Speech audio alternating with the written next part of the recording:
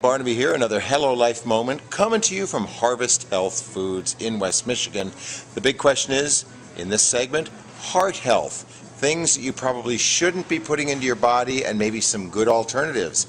Registered dietitian Jessica Butcher, let's talk about fats. Everybody's eating some sort of fat in their daily intake. What should we avoid?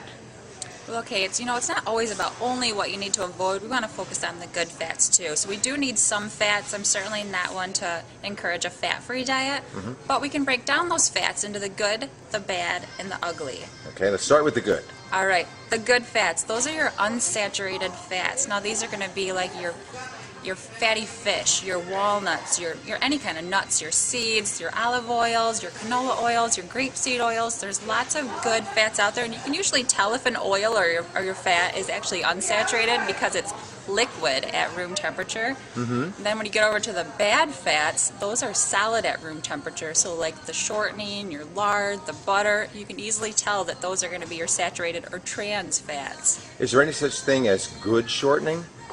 Good shortening, it's still going to be very high in saturated fat, but the better choice if you are looking for shortening would be to find one that does not have partially hydrogenated oils or trans fats, because those are the ugly of all those different fats. And I see that we actually have one right by us. We see that there's a shortening right here that says, you can tell right away there's no trans fat in it. Oh, perfect. So that's a good choice for you.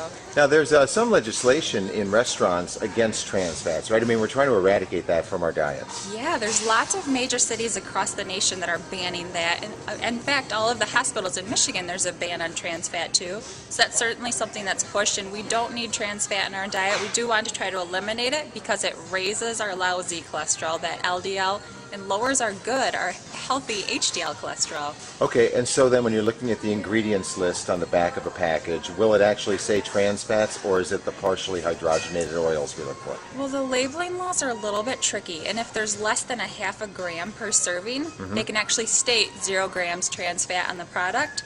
But you can always tell, because some of them just kind of manipulate the portion size, maybe shrink it down so that there is less than half a gram, so they can put that 0. But if you read the ingredient statement and you see partially hydrogenated oils anywhere, nix it. You don't need that product. Alrighty, all good information as always in this Hello Life moment, because that's what we're all about, is matching your commitment to a healthy lifestyle right here on HelloLife.net.